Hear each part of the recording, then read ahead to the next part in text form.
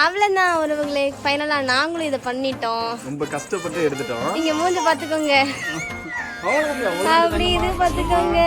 நம்ம சாதிஸ்டர் தங்கம்மா.